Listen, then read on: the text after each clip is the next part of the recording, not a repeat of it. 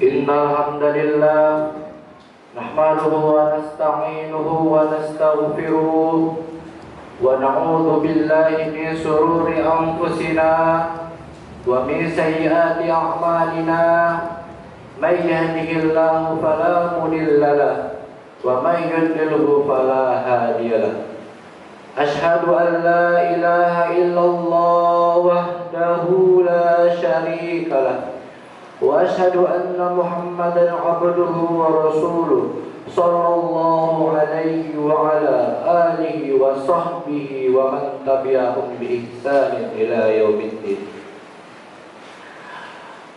فيا عباد الله أوصي نفسي وإياكم بتقوى الله فقد فاز المتقون. وقال الله تعالى في كتابه الكريم: أعوذ بالله من الشيطان الرجيم بسم الله الرحمن الرحيم يا أيها الذين آمنوا اتقوا الله حق تقاته ولا تموتن إلا وأنتم مسلمون. صدق الله العظيم.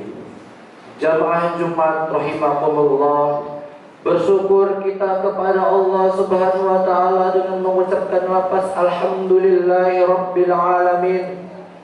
Karena Allah telah memberikan kita banyak nikmat. Ada 3 nikmat utama sebab kita mengapa bisa kita berkumpul di masjid kita yang mulia ini.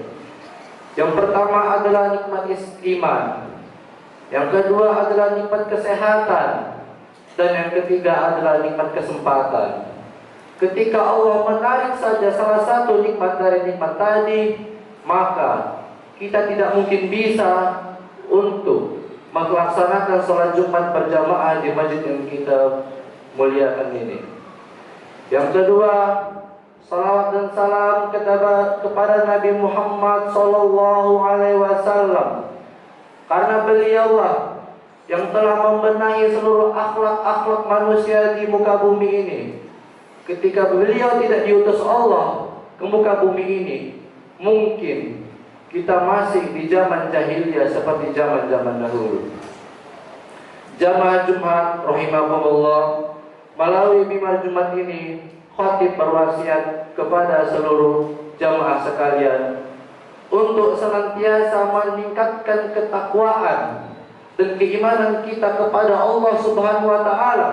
Dimanapun dan kapanpun kita berada, hendaknya kita tetap senantiasa menjauhi larangan-larangannya dan menjalani semua perintahnya. Jamaah Jumat rahimakumullah, kita sering mendengar iblis musuh abadi manusia. Iblis adalah makhluk terkutuk dan simbol dari segala keburukan. Sejak pertama kali manusia diciptakan, yakni Nabi Adam alaihissalam, Iblis sudah menunjukkan kebencian dan permusuhan yang sangat dalam, hingga ia rela dikeluarkan dari surga daripada harus hormat kepada manusia. Iblis pun akan bersumpah untuk menjerumuskan manusia agar mengikuti jejaknya. Sebenarnya penyakit apakah yang bersarang di tubuh iblis sehingga ia bisa berbuat demikian? Allah berfirman: وَلَقَدْ خَلَقْنَاكُمْ ثُمَّ صَوَّرْنَاكُمْ ثُمَّ قُلْنَا لِلْمَلَائِكَةِ اسْجُدُوا لِآدَمَ فَسَجَدُوا إِلَّا إِبْلِيسَ لَمْ يَكُنْ مِنَ السَّاجِدِينَ. Sesungguhnya kamilah yang menciptakan kamu Adam. Kami beri bentuk, lalu kami katakan kepada para malaikat, bersujudlah kau kepada Adam.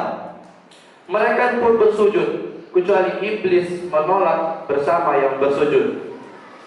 Allah lanjutkan, qala ma mana'aka alla tasjuda id amartuk qala ana khairum min khalaqtani min nari wa khalaqtahu min tin.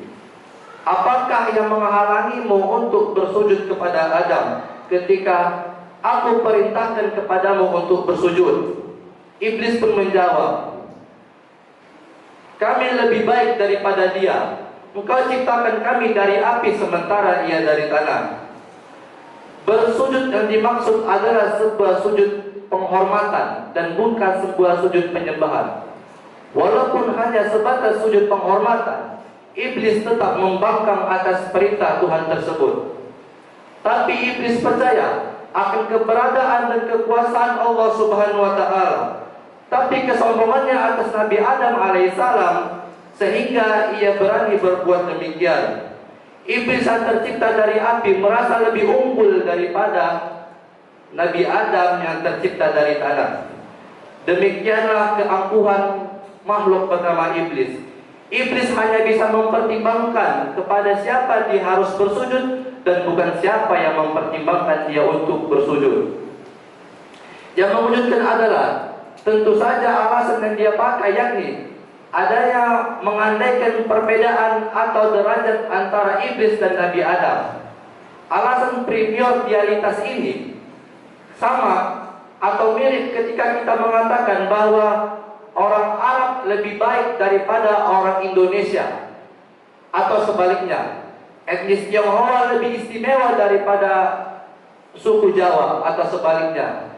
Inilah rasisme, di mana keunggulan atau pribadi seseorang, kualitas pribadi seseorang dinilai dari ras, keturunan, warna kulit, ciri fisik dan lainnya. Dengan demikian, rasisme yang berkembang di zaman modern saat ini sejatinya adalah sesuatu kejahatan yang paling purba sejak pertama kali manusia diciptakan. Kesombongan yang paling purba itu adalah lahirnya cara pandang rasis. Seperti iblis yang lakukan kepada Nabi Adam alaihissalam. Iblis memandang ras api lebih unggul daripada ras tanah. Padahal keunggulan makhluk satu sama lain di mata Allah dinilai dari tingkat ketakwaannya. Artinya keistimewaan tersebut dapat diraih lewat serangkaian ikhtiar dan prestasi, bukan diperoleh secara natural seperti ras, gen, dan darah. Pandangan yang lebih adil ini pula semestinya yang harus diterapkan sesama hubungan antar manusia. Allah berpesan, Ya ayuhan nasu inna khalaqnakum min zakari wa unsa wa ja'alnakum syu'uban wa qabaila lita'arafu inna akramakum indallahi atqakum.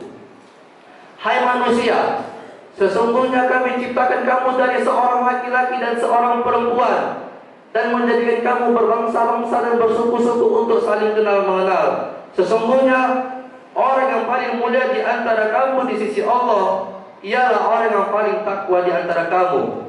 Sesungguhnya Allah Maha mengetahui lagi Maha mengenal. Rasulullah Shallallahu Alaihi Wasallam bersabda, wahai manusia, ingatlah bahwa Tuhan kalian satu dan Bapa kalian juga satu. Ingatlah, tidak ada keunggulan bagi orang Arab dan orang non-Arab. Tidak ada pula keunggulan atas orang Arab dan bagi orang Arab, atau sebaliknya. Dan tidak ada pula keunggulan orang atas orang berkulit merah dan atas orang berkulit hitam. Dan tidak ada pula keunggulan atas orang berkulit hitam dan atas orang berkulit merah, kecuali atas dasar ketakwaan. Jamaah Jumat rahimakumullah, melalui hadis dan ayat tersebut kita diingatkan untuk tidak membeda-bedakan keutamaan sesama manusia dari asal usul primordial. Seperti yang iblis alami, rasisme menjerumuskan seseorang kepada keangkuhan. Rasisme sukar diterima oleh akal sehat. Kenapa? Karena mengandaikan kebaikan secara terberi begitu saja. Rasulullah Shallallahu Alaihi Wasallam mengalihkan kecenderungan tidak adil ini kepada ketakwaan yang hanya bisa diraih lewat ikhtiar, ketakwaan, komitmen dan kerja keras. Artinya menilai orang selainnya berdasarkan prestasi-prestasi secara objektif, bukan tampang, asal daerah, etnis, atau juga ras.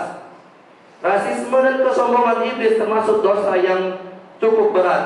Hal itu digambarkan oleh Allah Subhanahu wa taala yang telah mengusir iblis dari surga dengan memvonis sebagian dari golongan makhluk hina. Kendati demikian, iblis untuk hidup lebih lama hingga hari kebangkitan dipenuhi Allah Subhanahu wa taala. Dan inilah kesempatan dia untuk menjerumuskan manusia agar mengikuti jejaknya sebagai makhluk ingkar, sombong dan juga rasis. Dari kisah iblis tersebut kita diingatkan tentang sejatinya Allah Subhanahu wa taala satu-satunya pencipta seluruh makhluk di alam semesta ini, Rabbul Alamin. Bangkit dari poin ini, kesadaran kita dibuka bahwa seluruh manusia sesungguhnya adalah saudara dan setara. Yang membedakan mereka adalah kualitas ketakwaan mereka di hadapan Allah Subhanahu wa taala. Semoga kita semua terlindung dari tipu daya iblis yang menjerumuskan kita ke arah yang sesat. Amin amin ya rabbal alamin. Barakallahu wa lakum fil Qur'anil azim wa nafa'ani wa iyyakum bima fihi minal ayati wa dzikril hakim. Wa taqabbal minni wa minkum tilawatahu innahu huwal ghafurur rahim.